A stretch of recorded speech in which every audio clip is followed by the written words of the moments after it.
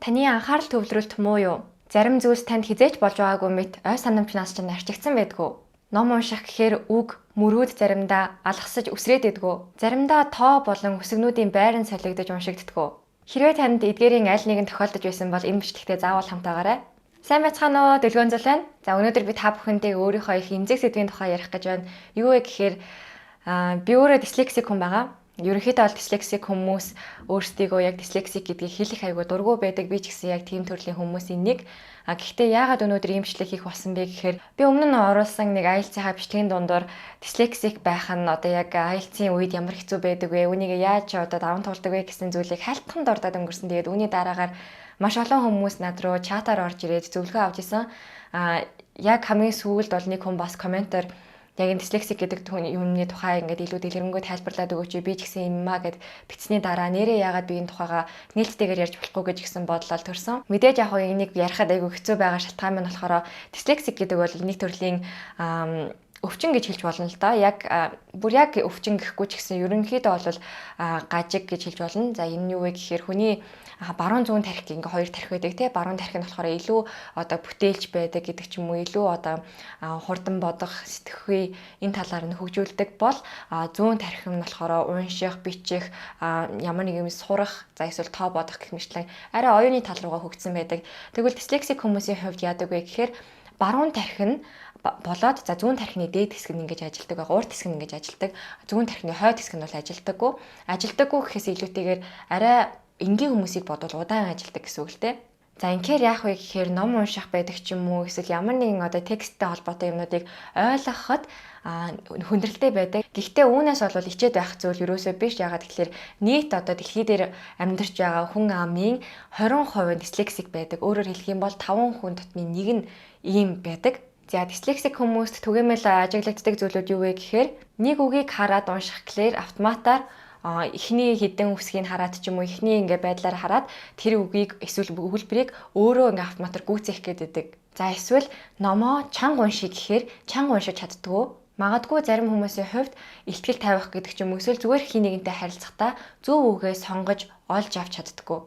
За том хүмүүсийн хувьд бол эдгээр шинж тэмдгүүд илэрдэг бол бага насны хүүхдүүд буюу дөнгөж хэлд орж байгаа хүүхдүүд ч гэсэн яг дислексик байдлыг нь яаж ажиглах боломжтой вэ гэхээр дөнгөж одоо үсэг сурж байгаа хүүхдүүд буюу аагаас яа хүртэл бид нэр бага байхдаа 1 2 дугаар ангид байхдаа үсэг сурахад үүнийх нь дарааллыг нь буруу ойлгодог ч юм уу эсвэл чэйжилж чаддаггүй, магадгүй хооронд нь ялгадаггүй тийм хүүхдүүд байдаг.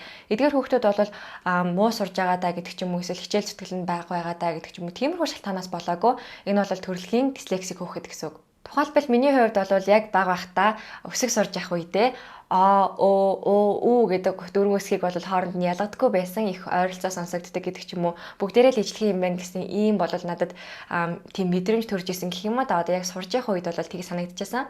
За үүнээс гадна яг бага насны хүүхдүүдэд ажиглагддаг зүйл нь болохоор үгийг тонгоргож ч юм уу эсвэл ямар нэгэн байдлаар өсгнүүд нь хоорондоо солигдож уншигддаг, эсвэл тэрийг цээжилчдэг. Жишээ нь манай дүүгийн хувьд болохоор загас гэдэг үгийг засаг гэдэг ч юм уу те, гинж гэдгийг жинг гэх мэтлэг иймэрхүү одоо ингээд байрын солих, ямар нэгэн байдлаар ингэж буруу унших, буруу хэлэх одоо тохиолдлууд маш их байсан л да. Дислексик хүүхдүүдийн хувьд за бага наснда харьцангуй гайгүй байдаг байхад яг одоо том болоод те одоо магадгүй нэг 3-аас 8 дугаар ангийн үед бол хамгийн хүнд үе нь байдаг. Энэ үед эцэг эхчүүд маш сайн анхаарах хэрэгтэй.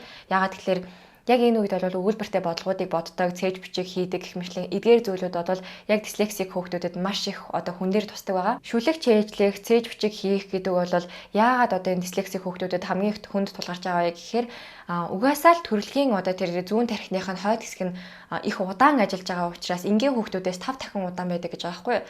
Тэгэхээр тийм учраас тэр үгийг хүлээж аваад цээжлээд за эсвэл тэргээ цээж бичиг ингээд хийхэд маш одоо хүндрэлтэй байдаг.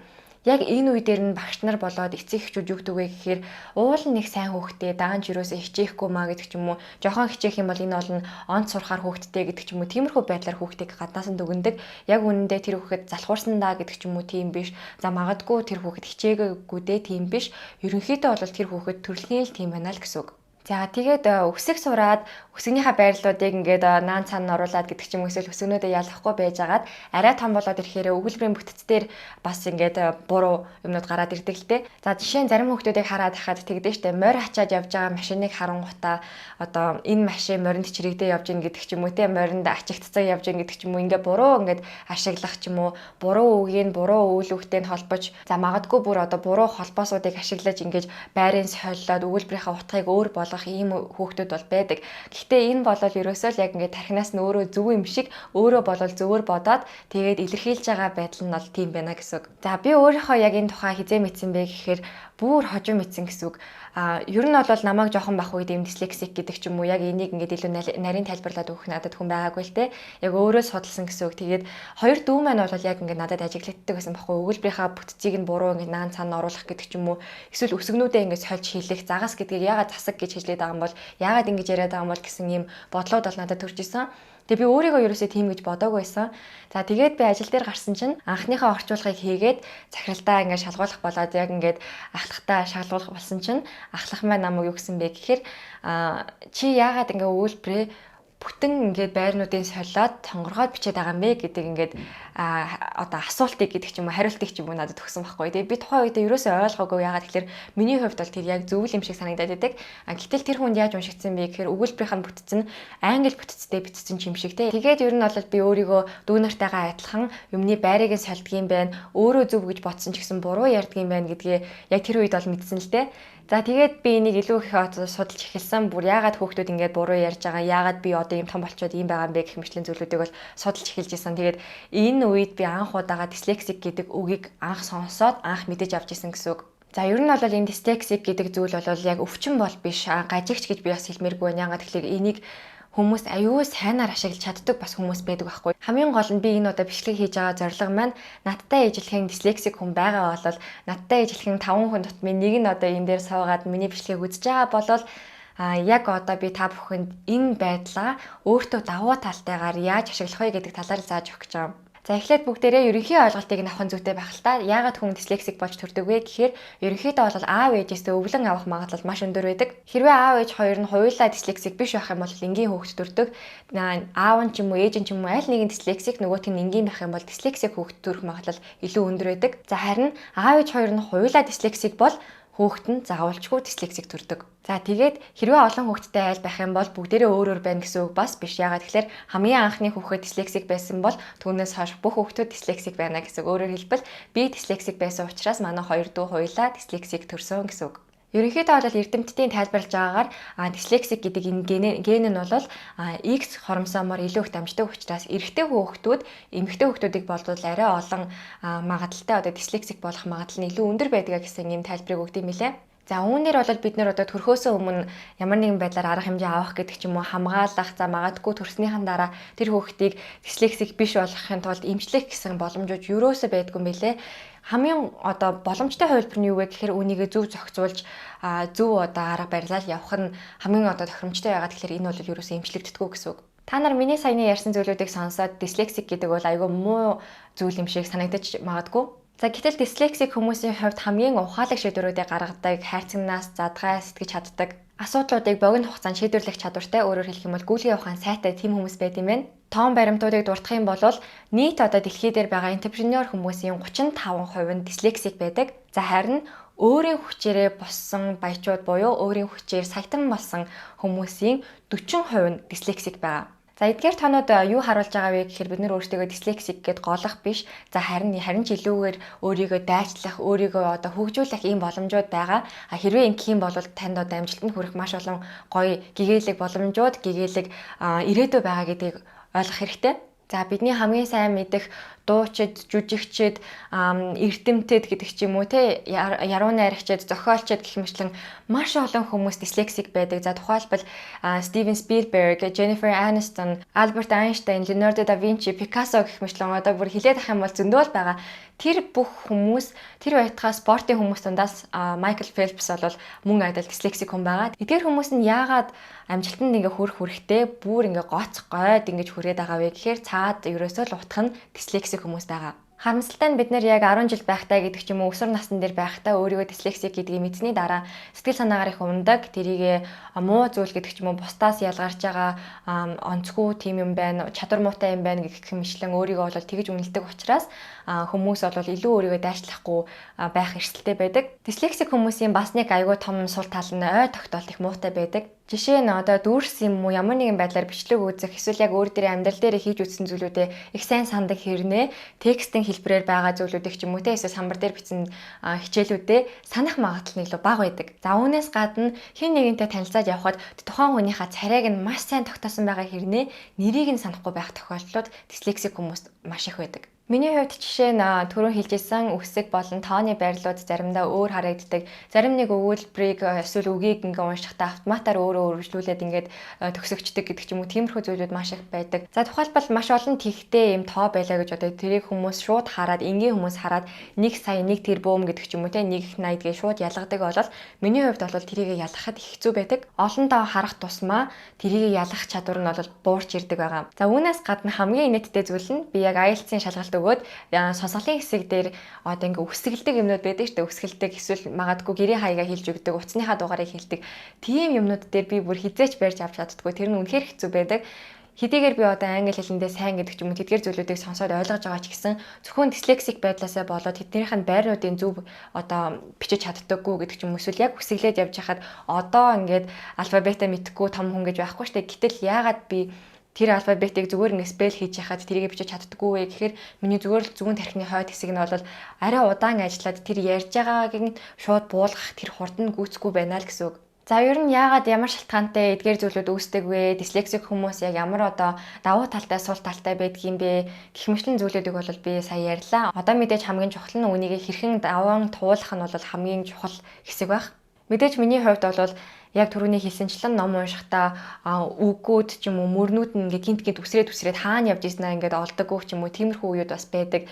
За уншиж явж байгаа дундуур нь ингээд юм хавсрахчаад хоолундаа хийдэг ч юм уу өөр нэгэн юм хийж жагаад эргэж ирээд номоо бариад дэлгэхээр хаана явж ийснаа сандгүй гэдэг ч юм уу эргээд бас нэг хідэн мөр ингээ ухаж уншижээж нэрээ юм явж ийсэн гэдэг ч юм уу тиймэрхүү хүнд үед бол надад зөндөө байдаг. Гэтэ би эдгээрийгээ яаж одоо зөв давж байгаа вэ гэхээр хамгийн эхлээд би бол номоо чанга уншиж сурсан. Дислексик хүмүүсийн хувьд хамгийн хэцүү зүйл нь юу вэ гэхээр номоо чанга уншихаар тухайн номоо ойлгохгүй байдаг ч юм уу өөрийнхөө хоолондоо ярьж байгаа уншиж байгаа бүх юмнууд нь давхцаж байгаа учраас хүлээж авах ойлгох юмнууд нь их бага болчдөг л доо. Яагаад гэдгийг би сайн мэдэхгүй байна. Гэхдээ ямар ч байсан би эхний ээлжинд энийг засахын тулд аль болох одоо нэгэнт одоо би энийг засаж чадахгүйгаас хойш те зөв зохион байгуулж ингэж зөв явахын тулд яасан бэ гэхээр би ерөөсө номнуудаа чанга дуудаж ингэж унших юм байна гэж ойлгоод тэгээ номнуудаа олол чанга дуудаж уншиж эхэлсэн. За тэгээд мэргэжлийн онцлогоос хамаарат би мэдээж маш их зүйлүүдийг уншдаг. Тэрнийхээ хэмжээгээр бас харьцангуй бас өмнө байсныгаа бодол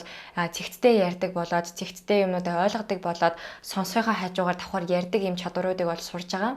За үүнээс гадна ямар нэгэн зүйлийг сурах гэж байгаа бол та яг өөрт тохиорсон арга барилаа олох хэрэгтэй. Жишээ нь хэрвээ та дислексик хүн болвол ямар нэгэн зүйлийг чийжлэхийн тулд заавал тэрийг текстийн хэлбэрээр байхаас илүүтэйгээр гараараа та бичиж болно. Текстээ заавал гараараа буулгаад бичих юм бол тэр бичиж байгаа энэ хэв маяг чинь таны толгойд илүү их үлднэ гэсэн үг. Миний хувьд бас яг тэгдэг ямар нэгэн ихтгэл тавих гэдэг ч юм уу эсвэл чухал ивентийн өмнө мэдээж би одоо чийжлэх юмнууд их гарна. Тэрийгээ зүгээр шууд ингээ текстийн хэлбэрээр чийжлэх юм бол би бүр хизээч чийжилж чаддаггүй. Тийм учраас яадаг вэ гэхээр би А4-ын цаасан дээр ч юм уу эсвэл зүгээр дэвтэр дээрээ бүгднгийн ихнээс нь гараараа бичдэг. Биччих үедээ би өөрөө тэрийгэ бичиж байгаагаа харж байгаа учраас тэр маань илүү сайн тогтоож өгдөг гэсэн үг л дээ. За тэгээд хамгийн сүүлд нь гэж хэлэхэд хэрвээ та дислексик хүн бол үүнээсээ хичээх шаардлага байхгүй. За харин яах ёстой вэ гэхээр харин ч үүнийгээ давуу тал болгон ашиглах хэрэгтэй. Магадгүй та олонний өмнө ярьж чадахгүй байгаа бол илүү их энэ тал дээрээ дадлага хийдэг гэдэг ч юм уу номоо уншиж чадахгүй төөрөөд байдаг бол номоо илүү чангаар унших гэх мэтлэн зүгээр зохицуултуудыг хийнү гэхээс биш өөрийгөө битгий хайрцаглаж бусдад ижлэхэн болох гэж хичээгээр яагаад тэгэхээр энэ бол танд олдох хамгийн том давуу тал шүү. Энгийн хүмүүс одоо хайрцагнаасаа гадуур сэтгэхийг илүү хүсдэг, илүү хурдан шуурхай төргөн шуурхай тийм шийдвэр гаргалтуудыг бол хүсдэг байтал бид нар бол байгалаасаа ийм өвдөлттэй байгаа гэсэн үг. Гэтэл яадаг вэ гэхээр бага байхын ялангуяа өсвөр насны дээр байх үедээ бол өөртөө бид нэр бусдаас арай өөр гажиг юм байна гэж ойлгох эрсдлүүд бас байдаг л та. Ялангуяа миний хувьд ингээл найзууд юм ярьж байгаа л бид нар нэг тэгжсэн санаж гинөө бид нар тэнд тоглож исэн ийм юм ярьж исэн штэ тэр ингэж хэлж исэн штэ гэхэд би тэр болгоныгаа бүгднийг санаад байдгүй. Энэ бол ерөөсөө л миний өөрийн онцлог болохоос би энийг өвчин гэж ерөөсөө боддгоо. Энэ бол мартамхай ерөөсөө өвчин биш. За тэгээ дээрэс нь энэ бол ямар ч одоо нөгөө хор хохирол байхгүй, хөнөөлөхгүй тийм зүйл учраас өөрийгөө энэ боломжоор маш сайн хөгжүүлээрэй. Мэдээж өнөөдрийн бичлэгийг үзээд танд одоо асуулт үлдсэн бол эсвэл гайхаад яг одоо би яах ёстой болоо гэж бодож байгаа хүмүүс байвал над руу чатаар ингээ бичгээд би нээлттэй байдаг шүү. Өөрийнхөө зүгээс авсан арга хэмжээнүүдээ нээлттэйгээр та бүхэнтэйгээ ярьж хуваалцах болно. Мэдээж өнөөдрийн бичлэг маань болохоор аль болох товчхон ярих гэсэн боловч яг нилээдгүй урт болчлаа. Тийм учраас та бүхэн минь илүү асуух зүйл байвал магадгүй би дараагийн удаа дахиж нэг бүтэн видео болгоод илүү дэлгэрэнгүй ярьж болно. Гэхдээ өнөөдөр бас эцэг эхчүүд, залуу эцэг эхчүүд үтсэн бол хүүхэд чинь хэрвээ шүлгээ чэйжэлж чадахгүй гэдэг ч юм уу үсгээ чэйжэлж чадахгүй тий аагаас яах хүртэл байрнуудын зөрүүлээд байгаа бол тэр хүүхдэд та тэнэг мангараар дуудах гэдэг ч юм уу эсвэл зүгээр хичээхгүй байна наатаа цээжэл гэж хүчлэхээсээ илүүтэйгээр тухайн хүүхдийн онцлогийг нь хараад багаас нь хөгжүүлэх боломжтой гэдгийг маш сайн ойлгож аваарай. Манай аав ээж хоёрын хувьд болохоор хамгийн гоё нь юу вэ гэхээр намайч тэр хоёр дүүгмэнч тэр ерөнхийдөө бол нэг тийм хайрцаглаагүй. Хэрвээ та өнөөдөр хүүхдээ дислексик гэдгийг нь яаж мэдэх үү гэдэг ч юм уу эсвэл үнэхээр дислексик хүүхэд байна одоо яах вэ гэж байгаа хүмүүс байх юм бол над руу нээлттэйгээр холбогдорой. Би энэ зүйл дээр их удаа нуусан ч гэсэн та бүхэнтэйгээ ингээд нээлттэйгээр ярьсандаа их баяртай байна. Дотор ч гэсэн аюу гой онгоогоод арай гоё байна. Яг тэгэхээр би энэ зүйлийг аюу их нуудаг байсан хүмүүсээс ичдэг байсан. Гэхдээ одоо яг ингээд бодоод хахад энүүгээр харин ч бахархмаар юм шиг санагдаж байна. Ер нь бол нуугаад авах шаардлага ерөөсөй байхгүй. Энэ бичлэг танд баг ч гэсэн тус болсон бол яг одоо лайк дараарай. За харин танд хэрвээ ямар нэгэн байдлаар асуулт үлдсэн бол над руу санаа зовлтгүйгээр чат бичдэг ч юм уу ямар нэгэн байдлаар комент хэсэгт үлдээсэн ч болно. Би тэгээд бүх хүмүүс рүү хариу бичдэг байгаа. Өнөөдрийн миний ярьсан сэдв та бүхэнд сонирхолтой байсан болов уу гэж найдаж байна. Дараагийнхаа видеогоор уулзцгаая. Баяр таа.